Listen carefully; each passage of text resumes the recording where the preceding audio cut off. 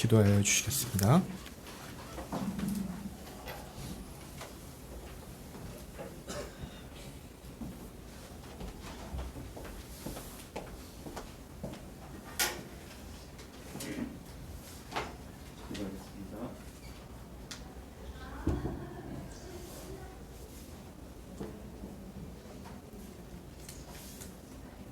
주님,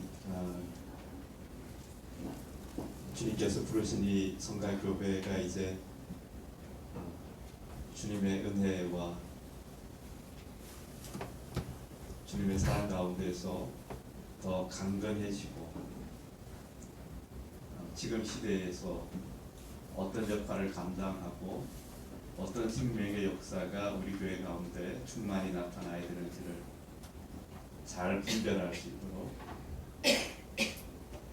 교회 식구 한 사람 한 사람들 가운데 각자에게 합당한 은혜와 분별력과 깨어있는 마음을 주님께서 주시기를 소원합니다.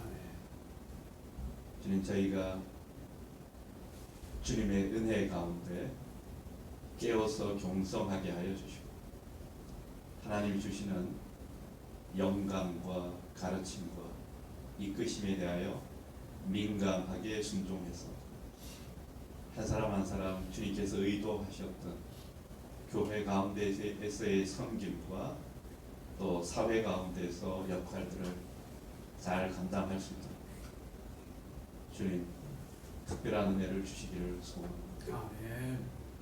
주님, 교회 가운데 생명의 역사가 풍성해져서 우리의 자녀들이 앞으로 다가오는 시대를 감당할 수 있는 영적인 분별력과 생명력과 감각을 가질 수 있도록 주님, 진리의 말씀과 하나님과 함께 동행하는 법을 깊이 배울 수 있도록 주님 특별한 은혜를 교회 가운데 허락하여 주시기를 간절히 소원합니다. 아멘. 사랑하는 주님, 한 사람 한 사람의 인생에 새롭게 찾아오셔서 하나님의 은혜 가운데서 다시 각성되게 하여 주시고 주님의 은혜 가운데 깊이 뿌리를 내리게 하여 주셔서 하나님의 말씀을 깊이 상고하고 하나님께 더 친밀히 나아가 성령을 의지하는 법을 깊이 배우게 하셔서 주님, 세상이 감당할 수 없는 열매들이 맺어지는 복된 삶들이 충만하게 하여 주시기를 간절히 소원합니다. 아멘. 주님, 이 땅 가운데 근근히 살아내는 것이 아니라 생명이 충만해서 그 가운데 나타나는 빛을 숨길 수 없을 정도로 우리 가운데 하나님의 역사가 온전히 나타날 수 있도록 주님 인도하여 주시기를 간절히 소원합니다. 주님, 특별히 저희가 주님을 사랑하고 주님을 예배하고 주님을 배우는 그 즐거움 가운데 깊이 가할 수 있도록 주님, 주님께 나아가는 그 기쁨을 우리 가운데 허락하여 주시기를 소원합니다. 아멘. 주님, 세상의 어떤 것보다 하나님께 나아가는 일들을 기뻐하고 즐거워하고 그 가운데 몰입할 수 있도록 주님께서 인도하여 주시기를 소원합니다. 아멘. 주님, 교회 모든 식구들 주님께서 주님의 장중에 붙들어 주셔서 들고 나는 모든 위험들 가운데 지켜주시고 연약한 것들 주님께서 감찰하셔서 생명의 역사로 충만하게 하여 주시기를 소원합니다. 지혜가 필요한 자들에게 지혜를 주시고 마음이 필요한 자들에게 마음의 힘을 주시고 육체가 연약한 자들 가운데 주님 지금 찾아가셔서 주님의 거룩한 기름 부음으로 함께하여 주시기를 간절히 소원합니다. 교회 가운데 진리와 사랑의 나눔이 충만하게 하여 주시옵소서. 이 예배를 주님께서 붙들어 주시옵소서. 예수님의 이름으로 기도합니다. 아멘.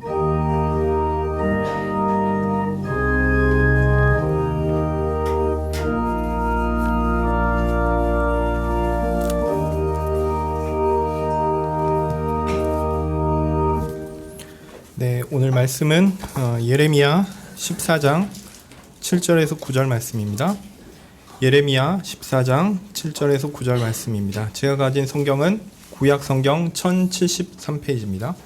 구약 성경 1073페이지입니다.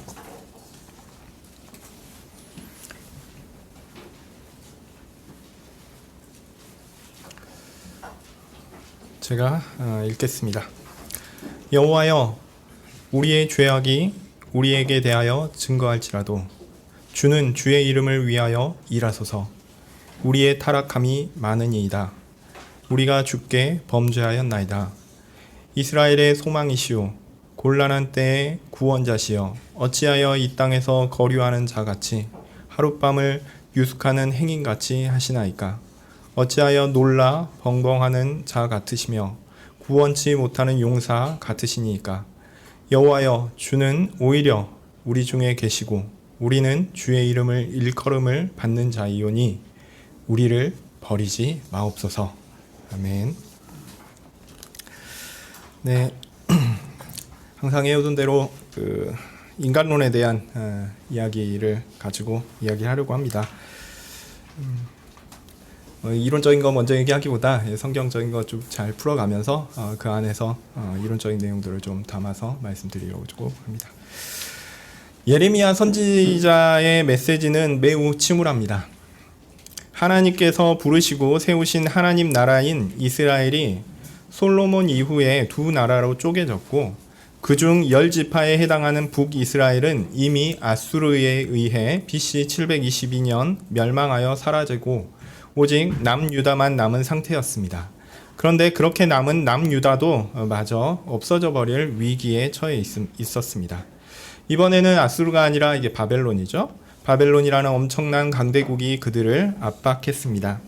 남유다는 다양한 정치, 군사적 묘책을 내며 때로는 고개를 숙이기도 하고 때로는 자신을 압제하는 나라를 속이기도 하고 또 때로 옆 나라와 동맹을 맺어 대적하기도 했습니다. 그러나 그럴수록 남유다는 더욱 몰락의 길로 빠져들고 말았습니다.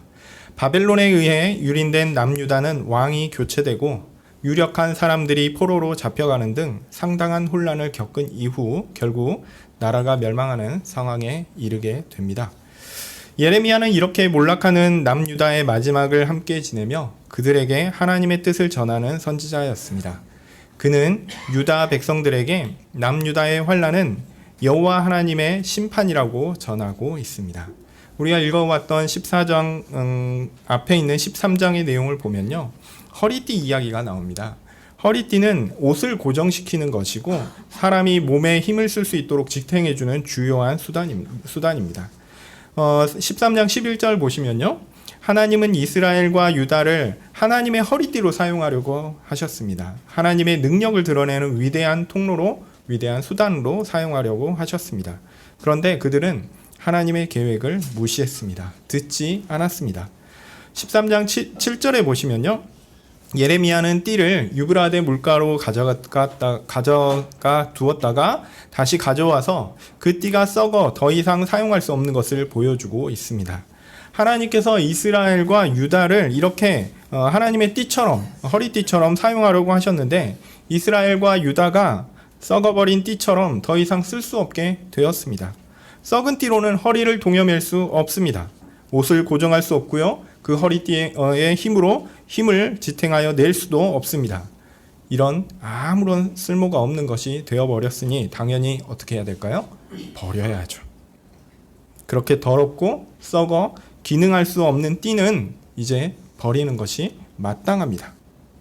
예레미야는 유다 사람들에게 하나님께서 보시기에 유다 사람들이 이 썩은 띠와 같다라고 전하고 있습니다. 그들이 버려지는 것은 너무 당연하고요, 마땅하고 쓸모가 없고 아무런 가치가 없으니 그냥 쓰레기통에 던져져야 한다라고 말하는 것입니다.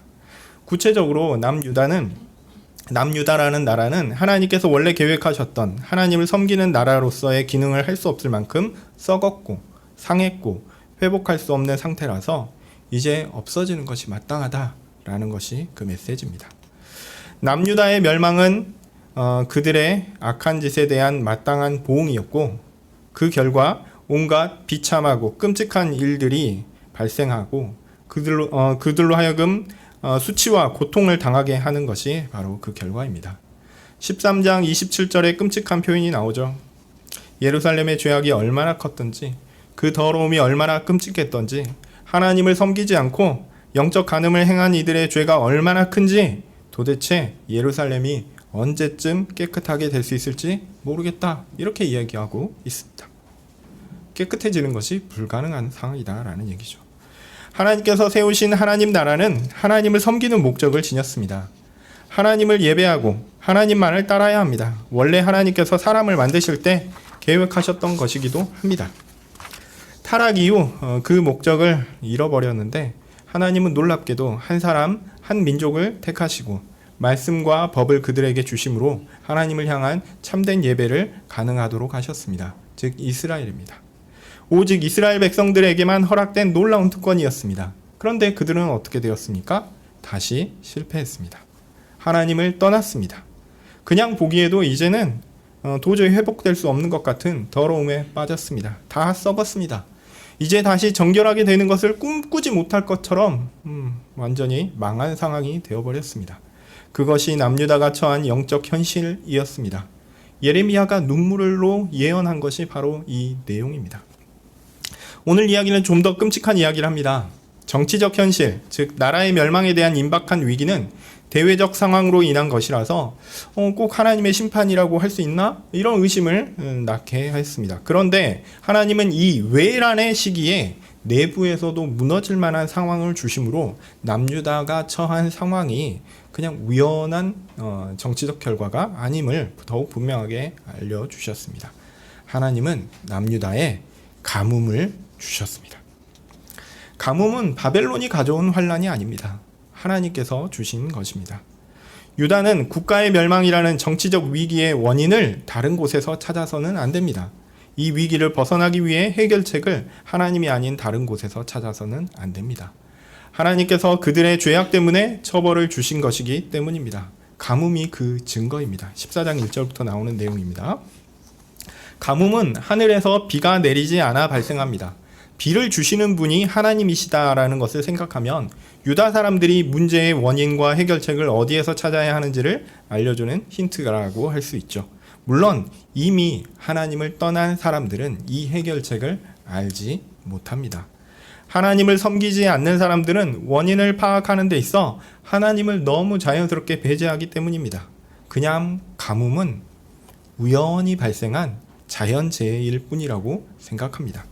그러나 유다 백성들이 하나님의 백성이라면, 그리고 하나님께서 만물을 주관하시는 분이시라면 하나님을 생각하지 않고는 그 원인을 찾을 수 없습니다. 네, 가뭄은 하나님께서 자기 백성들의 죄악 때문에 주신 자연재해입니다. 이것은 하나님만이 주실 수 있는 재앙입니다. 이스라엘은 바깥에서 외적으로, 그리고 안에서는 자연재해로 인해 매우 심각한 위험에 처해 있습니다. 가뭄이라는 하나님의 심판이 보여주는 또 다른 의미도 있죠. 하나님은 가뭄을 통해 남유다 백성뿐 아니라 그들이 거하는 모든 삶의 환경 또한 저주하셨습니다. 보통 자연재해는 대처가 가능한 사람들, 그러니까 사회적으로 지위가 높은 사람이라든지 부유한 사람들, 이런 사람들한테는 피해가 덜하고, 여러 삶의 정황들이 열악한 사람들은 크게 피해를 당하는 경우가 많이 있습니다. 그런데 이번 가뭄은 달랐습니다. 2절에 보면 성문의 무리들 이렇게 나오죠. 곧 백성의 지도자들도 해답을 내놓지 못하는 상황이었습니다. 부유하고 지위가 높은 사람들은 자신들이 가진 여력을 사용하여 물을 얻으려고 노력하고 우물을 파기도 했습니다. 그러나 그런 노력들은 아무런 결과를 얻어내지 못했습니다. 부자나 가난한 자나 동일하게 모든 계층이 물이 없어 큰 고통을 겪게 됩니다. 자, 농사를 짓는 사람은 이제 할 일이 없어졌습니다. 밭이 다 갈라져서 씨앗을 심을 수도 없고 심는다 해도 자라지도 않습니다. 이제 미래의 삶에 대한 소망이 없어질 정도로 삶은 피폐해졌습니다. 이는 비단 사람들에게만 해당되는 것이 아닙니다. 암사슴에 대한 얘기가 나오죠. 이 암사슴은 자신의 새끼를 버릴 정도로 메말라 생명활동을 할 수 없을 정도로 이제 미래란 것을 기대할 수 없는 것이 동물에게도 마찬가지 현실이었다라는 것을 보여줍니다. 본래 이런 상황에서도 어려움에서도 잘 견딜 수 있는 동식물들이 있습니다. 예를 들면 들나귀 같은 존재죠. 그런데 하나님께서 주신 가뭄은 이런 환난 가운데 재앙의 상황에서도 잘 견딜 수 있을 만한 그런 동물들에게도 답이 없다라는 것을 보여줍니다. 즉 누구도 견딜 수 없는 재앙이다라는 얘기입니다. 하나님께서 유다 백성들에게 주신 가뭄은 그들 모두에게 주신 재앙이었고 그들이 살고 있는 땅에 대한 저주였으며 이 정도는 이후에 그 정도는 이후의 삶을 생각할 수 없을 만큼 끔찍한 것이었고 그 땅에 살고 있는 모든 동식물들에게도 적용되는 광범위한 저주였습니다.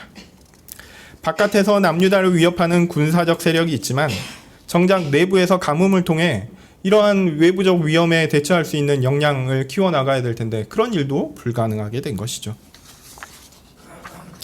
자, 이제는 남유다는 버틸 수 없는 상황이 되었습니다.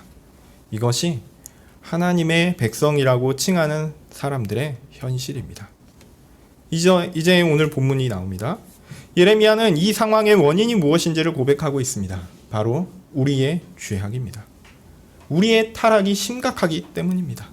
우리가 주께 범죄를 저질렀기 때문입니다. 우리는 우리의 안타까운 사정을 보고 이런 상황까지 이르게 된 정확한 원인에 사실 별로 관심이 없는 경우가 많이 있습니다. 우리의 어려움을 겪을 때 우리가 왜 이런 일을 겪었지? 그 원인에 대해서 별로 관심이 없을 때가 많이 있습니다. 하나님을 믿는 사람이라고 하면 어떻게 하나님께서 이런 끔찍한 상황까지 이끌게 하셨는가라고 왜 하나님이 그렇게 하셨을까? 나에게 원인을 찾는 게 아니라 하나님께 원인을 찾는 경우가 많이 있습니다. 그래서 내가 처한 상황이 끔찍하니 하나님을 원망하고 하나님께 그냥 해결해 달라고 아니 뭐 없습니다. 내가 아프니까 일단은 아픈 걸 해결해 달라고 이렇게 얘기하는 경우가 많이 있습니다.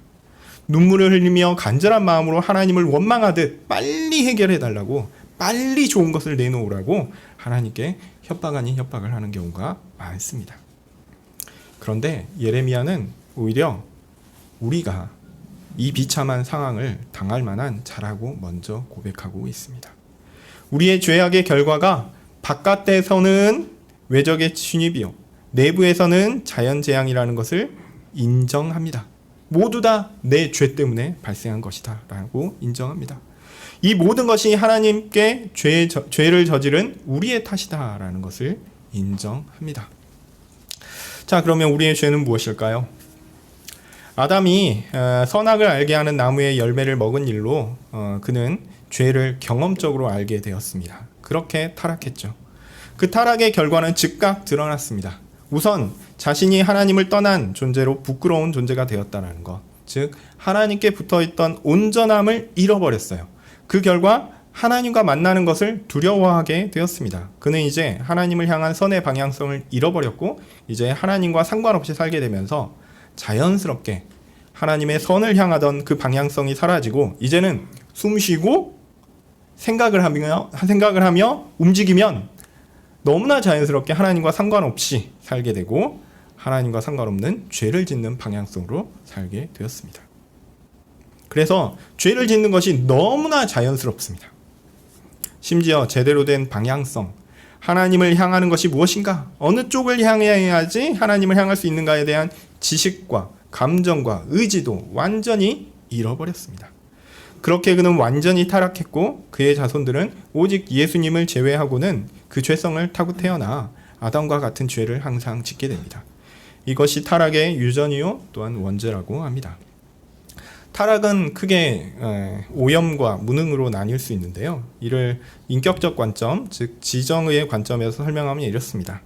먼저 지식입니다. 타락으로 인해 사람은 하나님에 대한 지식을 잃어버렸습니다. 그래서 하나님이 어떤 분이신지, 하나님께서 우리에게 명하신 것이 무엇인지, 하나님을 어떻게 섬기고 따를 것인지를 전혀 알지 못합니다. 그래서 온갖 이상한 방식으로 신적 존재를 찾죠. 하나님은 사람의 지식과 감각을 뛰어넘는 초월적 존재라고 우리가 어느 정도는 알고 표현하지만 우리는 시공간에 제한된 존재이기 때문에 사실상 우리의 경험과 인식에 기반해서 초월적 존재를 상상합니다. 상상하는 겁니다. 즉 피조물의 기초에서 창조주를 추론합니다. 우리로부터 시작해서 하나님께 올라가려고 하는 것이죠. 그런 사고들은 100% 오류를 일으킬 수밖에 없습니다. 창조주는 피조물이 아니시기 때문입니다. 하나님에 대한 온전한 지식, 충분한 지식은 더 이상 우리에게 존재하지 않습니다. 우리는 하나님에 대한 지식을 잃어버렸습니다. 더하여 우리는 사람에 대한 지식도 잃어버렸습니다. 하나님은 우리를 자신의 형상으로 지으셨죠. 일단 사람의 영적, 육적 구조를 파악하고 그것에 가장 적합하게 생각하고 행동하도록 하셨습니다. 하나님의 피조물이 온전하게 존재한다는 것은 그 존재의 구성과 목적에 적합한 것에 따라 움직이는 것이기 때문에 우리는 우리의 몸이 어떠함을 완전히 알고 있었을 것입니다. 현재 우리 얘기로 돌아오면요. 우리 몸에 외부 병균이 들어오거나 아니면 질병이 생기면 우리 몸 내부에는 이것을 보호하는 기관들이 있습니다. 이 기관들이 알아서 움직여서 방어하면서 때로 그래서 열도 나고요. 또 피도 이제 한쪽으로 쏠리게 해서 적절하게 그 병균을 막아내고 질병의 상태를 온전한 상태로 변경하여 가장 온전한 상태, 가장 건강한 상태로 유지하려는 경향이 있습니다. 이걸 뭐 항상성이라고 부르기도 합니다. 자, 이렇게 말하면 뭔가 다 아는 것 같죠? 근데 실상 우리 몸이 이 항상성을 어떻게 유지하는지, 왜 그렇게 하는지 우린 잘 모릅니다. 솔직히 내 몸의 항상성이 움직이는 것도 잘 느끼지 못합니다. 여러분 식사하셨죠? 그러면 몸이 이 항상성을 유지하기 위해서 어떻게 합니까? 이 소화를 시켜야 되잖아요. 피를 그래서 위가 쭉 빨아들이는 거예요. 뇌에 있는 것도. 그래서 여러분들이 졸리실 수 있습니다. 네. 너무 자연스러운 현상입니다. 그런데 왜 그렇게 되는지, 어떻게 이게 되는지, 아니 나는 지금 말씀을 들어야 되겠으니까 소화는 조금 이따 하고 뇌에 좀 더 피를 더 가게끔 하자. 가능한가요? 안 됩니다. 여러분이 졸린 건 너무나 자연스러운 현상입니다. 예. 네, 우리는 사실 우리 몸을 모릅니다. 그러니까 무엇이 좋은지, 무엇이 나쁜지를 경험을 통해서 알 수 있다고 생각하고 그런 지식들의 축적으로 우리가 우리를 더 잘할 수 있다고 생각하기도 합니다. 그런데 타락하지 않은 사람 아담은요, 가장 온전한 상태의 사람이었고 자신이 하나님의 형상으로 지어진 피조물이라는 것을 온전히 알고 있었기 때문에 자신에 대한 완전한 지식을 가지고 있었음이 분명합니다. 그런데 타락 이유는 어떻습니까? 우리는 우리 자신에 대한 온전한 지식을 잃어버렸어요. 단순히 대상적 지식이 아니라 우리 몸에 대한 정상적인 조절도 잃어버렸습니다. 첫사람 아담을 비롯해서 고대의 사람들은 상당히 오랫동안 살았어요. 제 생각에는 그 지식들이 조금 남아있지 않았을까 싶습니다. 근데 점차 시간이 지나면서 그렇게 안 되죠. 우리는 그에 비하면 우리의 몸의 조절도 사실 잘 안 됩니다. 비단 우리의 물질적 구성뿐만 아니라 우리의 영적인 지식도 마찬가지입니다. 우리는 정말 중요한 것은 사실 하나도 알지 못하는 것이나 다름없습니다. 사람마다 차이가 있는 지적 능력, 신체적 능력, 정서적 능력 모두 타락의 영향입니다. 조금 더 키가 컸으면 좋겠죠. 조금 더 머리가 좋았으면 좋겠죠. 조금 더 운동을 잘했으면 좋겠죠. 다 안 됩니다. 그 한계가 있어요. 이걸 조절할 수 있는 게 아닙니다. 이게 다 타락의 영향입니다. 더하여 우리는 나뿐 아니라 남에 대해서도 이제는 알지 못합니다. 하와를 아담이 봤을 때 딱 알았습니다. 그래서 창세기 1장 23절에 내 뼈 중에 뼈요 살 중에 살이라 라고 했습니다. 하나님께서 모든 것을 함께할 반려자로 주신 것을 알았고 그녀가 자신과 하나 된 존재라는 것도 알았습니다. 당연히 사랑할 것을 알고 사랑을 할 수 있었습니다. 그런데 죄를 짓고 나서 상황이 바뀌었습니다. 그는 더 이상 자신이 사랑해야 할 대상에 대한 충분한 지식을 가지지 못했습니다. 아들을 낳았죠? 얼마나 귀한 아들입니까? 생명과 같은 아들이었고 하와는 그를 마치 구원을 받은 것처럼 하나님께서 우리를 살려주시구나. 그 구원의 증표로 받은 아들이 가인입니다. 그런데 그 아들이 하나님을 바로 섬기도록 잘 교육했습니까? 못했죠. 어떤 마음으로 그가 자랐는가를 보면 우리가 얼마나 사람에 대한 이해를 잃어버렸는가를 알 수 있습니다. 가인이 아벨을 죽인 것은 사람이 얼마나 다른 사람을 알지 못하는가를 보여주는 극단적 예라고 할 수 있습니다. 자, 그리고 또한 사람은 만물에 대한 참된 지식도 잃어버렸습니다. 창세기 2장 19절에 보면 하나님께서 만물을 아담에게 부르셨습니다. 아담은 그 생물들을 보고 그 본질을 바로 파악해서 이름을 지어 주었습니다. 온전한 사람은 이런 능력이 있었습니다. 만물을 아는 지식은 그에게 충만했습니다. 그런데 타락한 이후 만물은 저주를 받았고 사람에게 순종하는 관계에서 대적하는 관계로 변경되었습니다. 땅은 가시를 내기 시작했습니다. 사람은 종일 수고하여 수확을 얻을 수 있는 관계가 되어버리고 말았습니다. 이것이 타락입니다.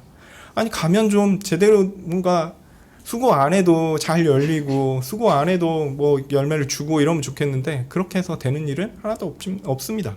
뭔가 노동을 해야 합니다. 이것이 타락의 결과입니다. 이와 같이 타락한 사람은 하나님에 대한 지식을 잃어버렸고 사람에 대한 지식을 잃어버렸고 만물에 대한 지식을 잃어버렸습니다. 자, 지금까지는 지식에 대한 얘기였다면 이제 감정에 대한 얘기를 해볼까요? 타락은 감정에 영향을 주었습니다. 감정은 선호, 좋아하는 것입니다. 사람은 원래 하나님을 사랑하는 존재로 태어났습니다. 하나님께서 명하시는 것을 행하는 것이 즐겁고 순종하는 것이 행복한 존재가 바로 사람입니다. 그런데 타락한 이후 사람은 하나님을 피합니다. 하나님을 좋아하지 않습니다. 그래서 하나님께 순종하기를 거부합니다. 당장 하나님의 명령 이렇게 얘기하면 여러분 어떤 느낌이 드십니까? 하나님이 이렇게 행하고 저렇게 행해야 된다 이렇게 명령하시면 어떻게 생각하십니까? 거부감이 들죠. 네. 그게 우리 기본적인 생각입니다.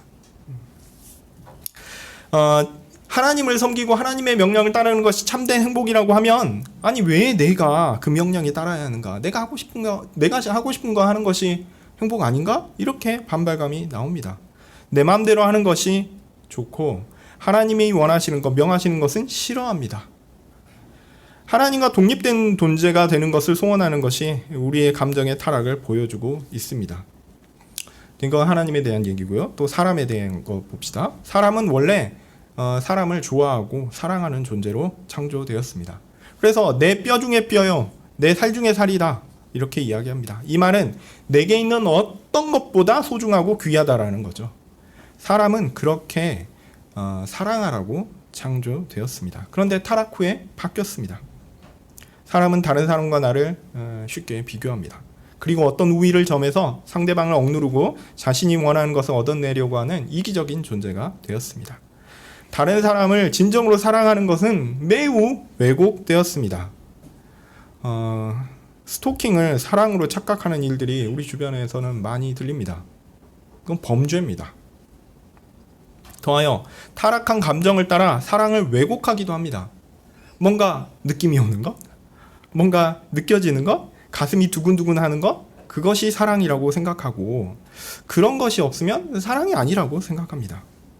물론 이성관계에서 그런 일들이 필요할 수는 있겠지만 그런 어떤 느껴지는 그런 긴장, 그런 감정들이 식으니 사랑이 아니라고 하면서 진짜 사랑을 찾았다고 하면서 또 그 사람을 버리고 다른 사람 쫓아가는 일.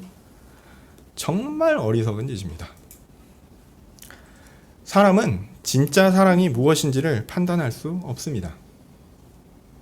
결혼은 하나님 앞에서 행한 약속에 대한 믿음으로 지켜가는 것이지 사람의 왔다 갔다 하는 감정으로 지켜가는 것이 아닙니다. 요즘 드라마나 영화에서 사랑이 무엇인가 이런 것에 대해서 말하는 것을 보면 정말 아찔할 때가 많습니다. 우리는 감정에 있어서 타락했습니다. 사람을 좋아하고 사랑하는 일에서 완전히 어긋나 있습니다. 꼭 기억하십시오. 타락은 의지에도 영향을 끼쳤습니다. 아까는 지식, 그 다음에 감정 얘기했고 이제 의지입니다. 의지에도 영향을 끼쳤습니다. 의지는 무엇인가를 선택할 수 있는 능력입니다. 우리는 기꺼운 마음으로 하나님께서 원하시는 것을 선택하는 충분한 능력을 가진 존재로 원래 창조되었습니다. 그런데 이제 그런 선택을 못합니다. 하나님께서 기뻐하시는 바른 행위를 선택하려는 의지가 없어졌습니다. 이웃을 사랑하려는 선택에도 의지가 없습니다. 또 만물을 지키고 누리는 것을 선택하려는 의지도 없습니다. 그것이 우리의 현재 모습입니다. 의지는 지식과 감정에 기반한 판단의 실행이라는 점에서 지식과 감정의 타락은 선택하는 능력인 의지에서 어떤 선한 것도 찾을 수 없다는 결론에 이르게 합니다. 결론적으로 타락한 우리는 모든 행위에 있어서 하나님께서 받으실 만한 것들을 할 수 없습니다. 또한 사람에게 마땅한 것을 줄 수도 없습니다. 그리고 만물과의 관계는 완전히 왜곡되어서 파괴적인 형태로 드러나게 됩니다. 이렇게 지식과 감정과 의지의 타락으로 말미암아 사람은 하나님과 정상적 관계를 맺을 수 없습니다. 타락한 사람은 하나님을 대적합니다. 항상 하나님을 떠나고 싶어 하고요.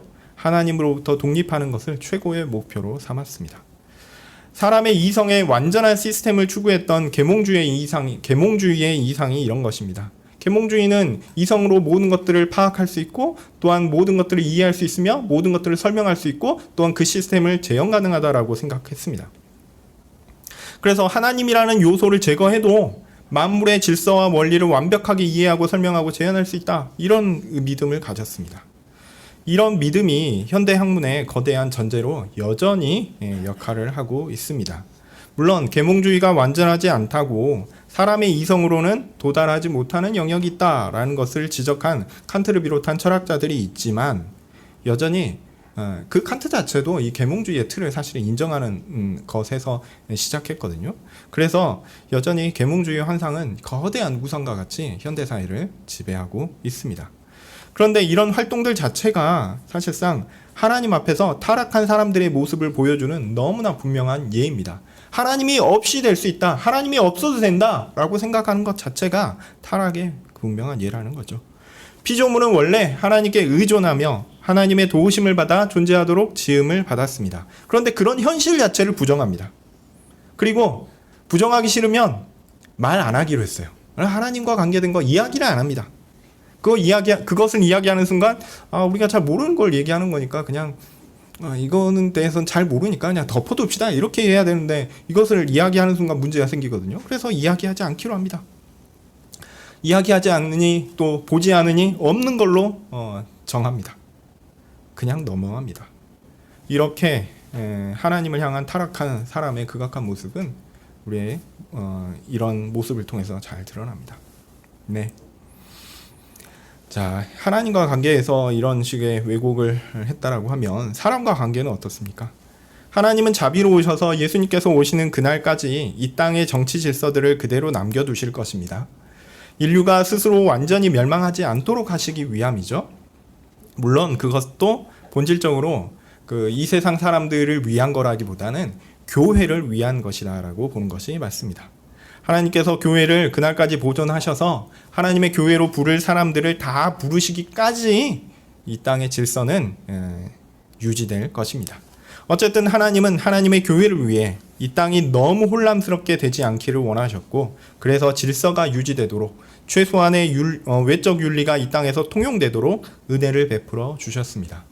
모두를 위한 것이라 이게 일반 은혜 혹은 보편 은혜 이렇게 부르기도 합니다만 그것이 아무리 뛰어나다고 할지라도 사람의 타락 수준을 벗어나지 못합니다. 부족하기 때문에 하나님께서 칭찬하실 만한 것은 아닙니다.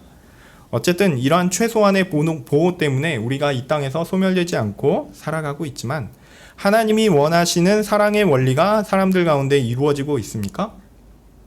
심지어 교회 안에서도 안 됩니다. 다 아시죠? 다 좋은 사람인 줄 압니다. 그런데 서로 간에 시기심이 있고요. 질투가 있고요. 심지어 미워하기도 하고요. 짜증나기도 합니다. 왜 저 사람은 교회를 나와가지고 나의 마음을 상하게 하는 것일까? 이런 일들을 집에 가시면서 고백하고 계시죠. 그런 일들이 우리 안에 있습니다. 그냥 신경 안 쓰는 것도 좋은 일일 수 있어요. 그런데 또 너무 수고하는 분들 가운데 상처가 있는 것도 좀 안타까운 일입니다. 어쨌든 교회 안에 있어도요. 이런 죄의 영향을 완전히 벗어날 수 없습니다. 한편으로는 알아요. 귀한 사람, 존귀한 사람, 이 교회를 위해 수고하는 사람. 그러나 한편으로는 근데 왜 나한테는 참 상처가 될까? 고민이 되죠. 교회에서도요. 죄의 영향을 벗어날 수 없습니다. 예수님은 이웃사랑의 원리를 말씀하셨지만 정말 지키는 것은 불가능합니다. 진짜 내 몸을 진짜 내 몸처럼 누군가를 사랑해 본 적 있으십니까? 그것은 타락한 우리에게 불가능한 이야기입니다. 만물에 대해서는 어떻습니까? 요즘 날씨가 이상합니다. 예전과 날씨가 많이 바뀌었죠? 기후변화 때문인가요? 산업이 발달하면서 이산화탄소 발생량이 증가하고 이 때문에 대기층의 온실 효과로 인해서 지구의 온도가 올라가는 현상이 있다고 합니다. 북극의 얼음이 녹고 해수면이 높아지고 바닷물의 흐름도 달라지고 이로 인해 기후도 바뀌기도 합니다. 쉽게 말해서 예전보다 살기 힘듭니다. 그냥 그대로 있으면 우리는 그 적응한 삶에서 편하게 살 텐데 바뀌니까 우리도 바뀌어야 되잖아요. 힘듭니다. 동물원에 가면 멸종위기종들이 많이 있습니다. 우리야 그 동물들 잘 볼 수 있어서 좋습니다. 그런데 그 동물들은 평생을 그 좁은 곳에 갇혀서 있어야 합니다. 별로 좋지 않죠. 그런다고 해서 그 동물들을 자연에 그렇게 그냥 두면은 또 잘 살아갈 수 있습니까? 그것도 아닙니다. 사람들은요, 자연을 착취하고 파괴하고 이로 인해 서로 만물과 부정적인 영향을 주고받고 있습니다. 이것이 모두 사람이 타락한 결과입니다. 아담이 타락해서 발생한 결과가 바로 그런 것입니다. 이처럼 타락은 사람의 인격적 특성에 따라 지성과 감성과 의지에서 모두 빠짐없이 타락하도록 했습니다. 그리고 그 대상에 있어서 하나님에 대해, 사람에 대해, 만물에 대해 처음에 온전한 관계에서 벗어나 완전히 빠짐없이 타락했습니다. 이 타락은 아담 개인에게만 있는 현상이 아니었습니다. 다 아시죠? 경험적으로 여러분들 아십니다. 우리도 타락했습니다. 전 인류가 타락했습니다. 심지어 하나님의 백성이라고 해도 이 타락에서 벗어날 수 없었습니다. 그 예가 바로 오늘 예레미야 본문에서 만나는 이스라엘 사람들입니다. 그들은 자신들의 죄악 때문에 전쟁과 국가의 멸망이라는 끔찍한 외부적 곤란과 또 모두에게 영향을 끼치는 가뭄이라는 내부적 재앙을 당하고 있습니다. 그들의 타락이 크고 그들이 하나님께 범죄했기 때문에 그들이 이 일을 당하는 것은 마땅합니다. 특히 그들에게 하나님께서 특별히 은혜를 주셔서 바른 하나님과 사람과 만물에 대한 지식을 주시고 바른 감정에 대해 교훈하시며 돌보시며 바른 선택을 하도록 의지를 북돋아 주시기도 하셨습니다. 이 일을 위해 수고한 사람들이 누구입니까? 바로 제사장들과 왕들과 선지자들이 그들입니다. 그러나 이러한 외적 도움에도 불구하고 그들이 드러낸 결과는 무엇입니까? 바로 전적인 타락이요 오염입니다. 그들에게 외적인 무엇이 있다라고 하더라도 심지어 하나님께서 그들을 이끄시고 돌보시고 경고하시며 훈육하신다 할지라도 그들은 바뀌지 않습니다. 그들은 썩은 허리띠이고 더 이상 하나님의 영광을 담을 수 없는 존재일 뿐입니다. 철저히 실패한 존재임을 인정할 수밖에 없습니다. 사람들은요, 절망적 상태에 놓여 있습니다. 사람의 이런 끔찍한 타락의 상태에 대한 고백은 마땅한 것입니다. 모든 사람에게 해당되고 하나님의 백성이라고 해서 다르지 않죠. 그런데 하나님의 백성이라고 하는 남유다 사람들 중에는 자신들이 하나님의 은혜를 받았기 때문에 다른 나라 사람들과는 차이가 있다라고 생각하곤 했습니다. 그래도 하나님의 백성인데 하나님께서 도우시지 않겠는가? 아무리 우리가 악해도 설마 저 이방의 나쁜 놈들보다 더 악하겠는가? 우리가 그나마 좀 더 선하지 않겠는가? 이런 상대적인 생각을 했습니다. 그래서 하나님 나라가 망하는 일은 없지 않겠나 이렇게 생각했죠. 하나님께서 자기 백성에게 시련을 주시다가 종국에는 구원하시겠지 이렇게 믿었습니다. 그들은 하나님께서 자기들에게 베푸신 호의를 자신들의 생존의 근거로 생각하기도 했습니다. 그래서 심지어 하나님께서 그런 말 하지 않으셨음에도 불구하고 자기들에게 평안이 있을 것이다, 승리가 있을 것이다, 거짓을 교훈하는 일들도 선지자들 가운데 있었습니다.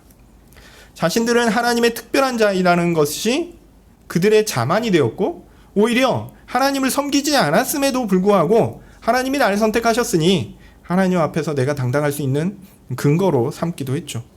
자신들이 하나님을 기쁘시게 하는 일을 알지도 못하면서 원하지도 않으면서 선택하지도 않으면서도 언제든지 자신들에게 그런 일들이 가능한 것이라고 생각하며 그렇게 이제 내가 돌이키기만 하면 내가 뭔가를 행하기만 하면 하나님은 당연히 나를 받아들이고 다시 회복시키고 나를 축복하시겠지 이런 식으로 생각했다라는 거죠.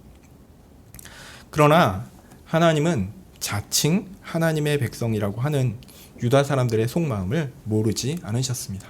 하나님은 그들의 교만을 아셨고 그들의 불경건을 아셨고 그들의 지식 없음과 하나님을 향한 적개심과 불의를 그리고 그것을 향한 그들의 의지를 잘 알고 계셨습니다.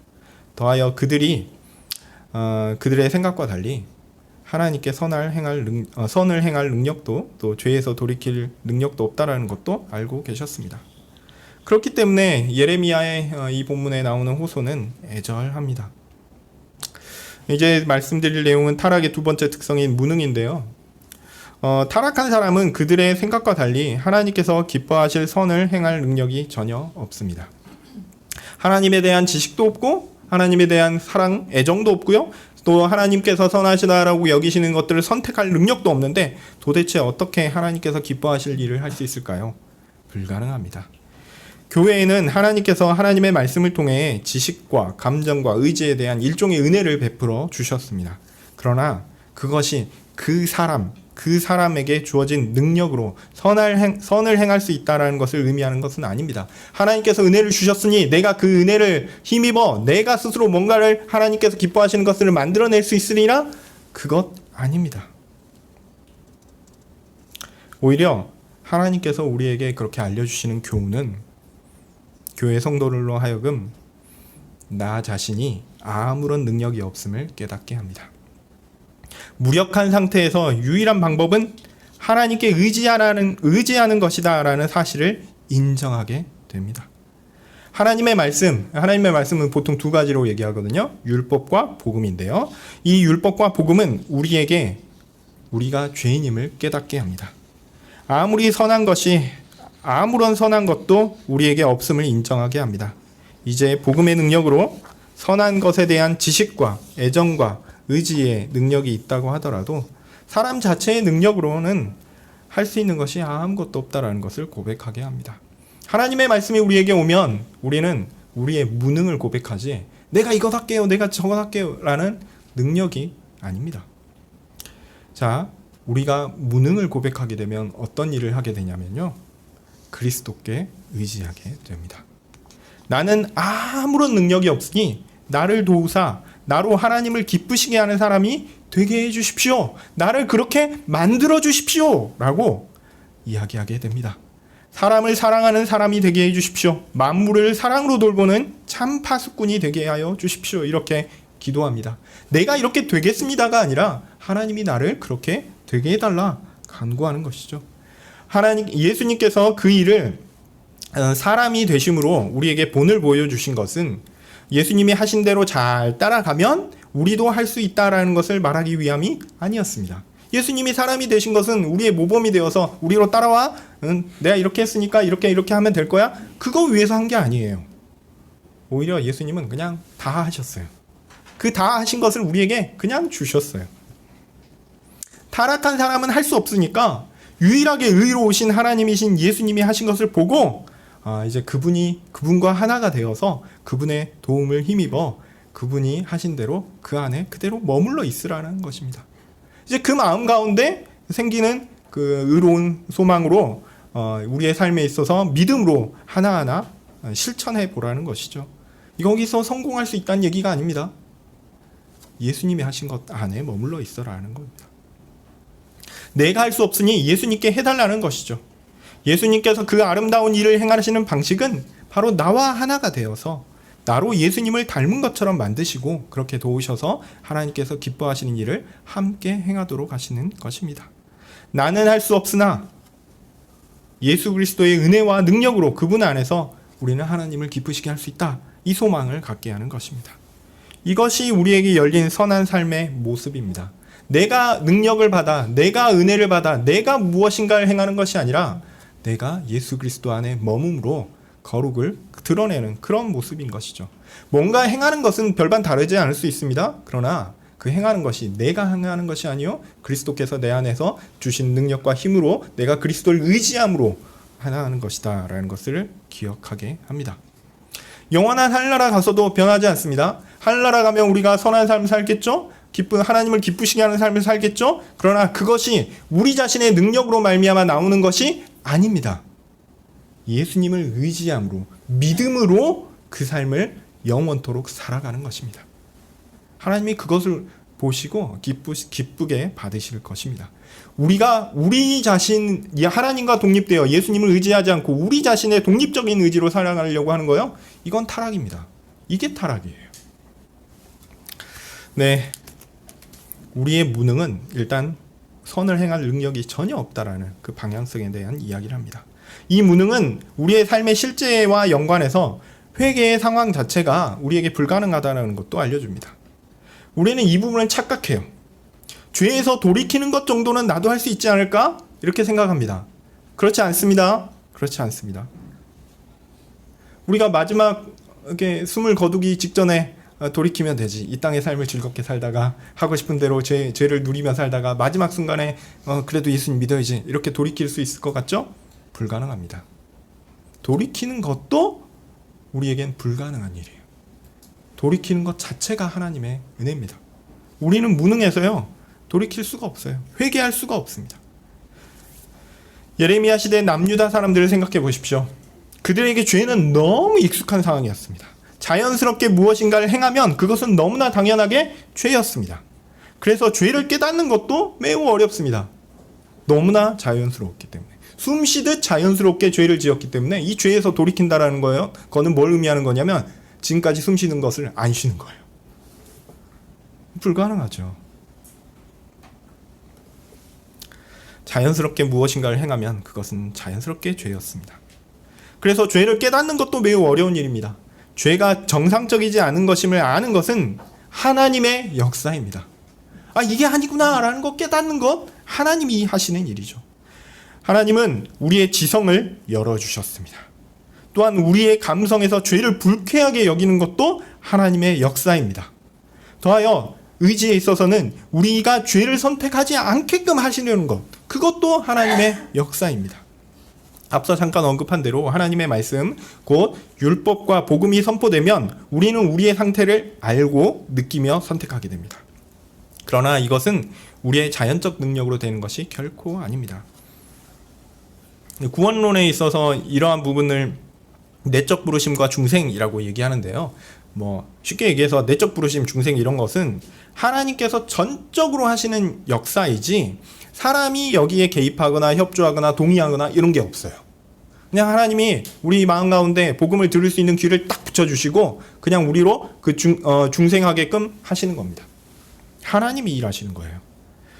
그래서 말씀 선포에 대한 적절한 반응은 그 자체로 하나님의 놀라운 역사입니다.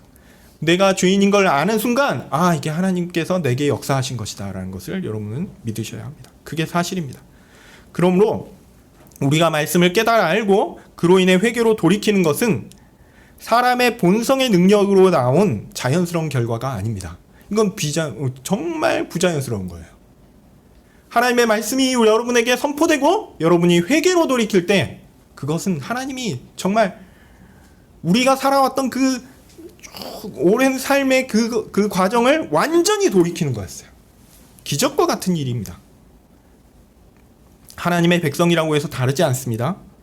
그들이 하나님을 떠나 하나님을 의지하지 않고 하나님과 상관없이 있다면, 하나님의 돌이키시는 은혜가 없다면 그들은 회개가 불가능합니다. 그러나 하나님의 복음이 선포되고 하나님께서 우리로 돌이키게 하시면 우리는 어떻게 하는지 아십니까? 하나님께 부르짖게 됩니다. 우리의 죄를 고백하게 됩니다. 하나님의 심판을 우리가 도저히 벗어날 수 없음을 깨닫게 됩니다. 하나님께서 외부의 침략과 내부의 자연재앙으로 남유다를 옥죄이시지만 그들에게 하나님이 함께 하시지 않는다면 그들은 자신들이 왜 이런 고난을 당하는지, 그 고난에서 그들이 건져질 것인지, 과연 그들에게 구원이 있을 것인지, 그들의 상황에 진전이 있을 것인지 전혀 알지 못합니다. 그 상황에서 어떻게 벗어날 수 있을지 전혀 알지 못합니다. 그것이 바로 그들의 죄입니다. 이 내용은 모든 사람들에게 마찬가지입니다. 심지어 교회 구성원들인 우리에게도 마찬가지입니다. 하나님께서 우리의 영혼을 돌보시지 않는다면 우리는 스스로 깨달을 수 없습니다. 우리는 타락이 얼마나 끔찍한 결과를 우리에게 가져왔는지를 알지 못할 것입니다. 우리에겐 진정 소망이 없고 하나님의 심판은 결코 피할 수 없는 것임을 우리는 전혀 알지 못합니다. 그것이 예레미야 시대 남유다 사람들이었습니다. 자, 그렇다면 하나님께서 우리 가운데 함께 하시는 놀라운 역사가 있다면 어떻게 될까요? 그렇게 되면 우선 우리의 죄의 심각함을 깨닫게 됩니다. 우리가 죄인으로 심각한 타락의 오염 가운데 있었고 돌이킬 능력도 없는 타락의 무능에 빠진 것임을 깨닫습니다. 그리고 우리의 죄의 상태를 하나님께 고백하게 됩니다. 우리가 처한 이 상황이 바로 우리의 잘못 때문이다. 우리의 타락이 끔찍할 정도로 너무 크다. 우리가 하나님께 엄청난 죄를 지었다. 고백하게 됩니다. 결코 사람 자체로는 아무 소망이 없음을 깨닫고 네, 제 잘못입니다 라고 인정하게 됩니다. 그리고 거기에 그치지 않고 우리에게 유일한 소망이 하나님께 있음을 불현듯 깨닫습니다. 하나님의 말씀을 따라 하나님이 우리의 유일한 구원자이심을 깨닫습니다. 그러나 현실의 모습을 보니 하나님께서 우리와 머물지 않으시고 마치 나그네가 잠깐 머물다 떠나는 것과 같이 그냥 떠나시는 것처럼 그런 것처럼 하시는 것처럼 보게 됩니다. 하나님만이 능력 있는 구원자이신데 그분이 우리를 버리시고 떠나는 것처럼 보게 되고 생각하게 됩니다. 바로 그때 선지자가 외칩니다. 오늘 본문의 마지막 구절이죠. 우리를 버리지 마옵소서. 우리를 떠나지 마시옵소서. 주님, 우리를 버려두지 마십시오. 우리의 타락 가운데 빠져 온갖 죄 가운데 죽음 가운데 던져져 아무 소망 없이 죽게 두지 마십시오. 우리를 살려주십시오. 하나님께서 백성 삼으신다 하셨으니 우리가 아니라 하나님의 약속을 의지하여 하나님께서 우리를 구원하여 주십시오. 나는 아무런 소망이 없으나 아무런 능력이 없으나 하나님은 소망이 있으시고 하나님은 능력이 있으시니 도와주십시오.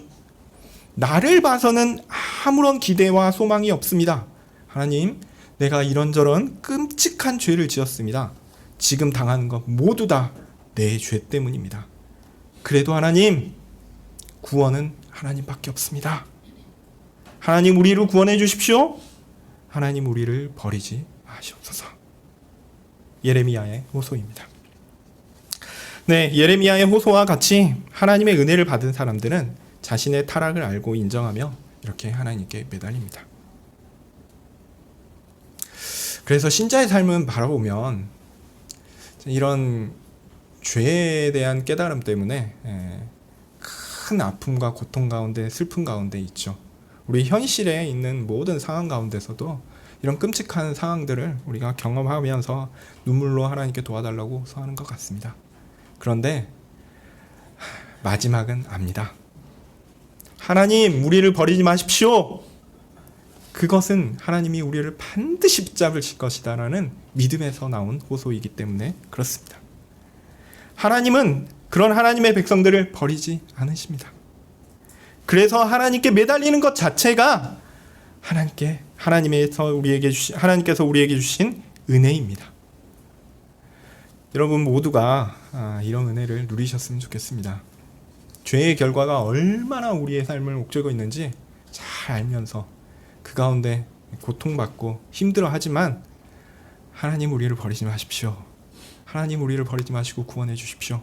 마지막 붙잡고 하나님께 나아가는 모든 성도님들 되셨으면 좋겠습니다. 기도하겠습니다. 하나님, 죄가 얼마나 끔찍하고 또한 우리 속에 있는 참 큰 것인지 두려운 마음으로 고백합니다. 우리는 아무것도 할 수 없고 또한 우리는 어떤 것으로도 돌이킬 수 없는 큰 죄인입니다. 우리의 삶에 당하는 모든 부정적인 것, 모든 더러운 것, 모든 추악한 것 다 우리의 죄 때문입니다. 하나님, 그래서 하나님께 나아갑니다.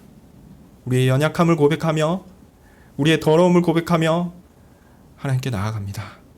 우리를 버리지 마옵소서.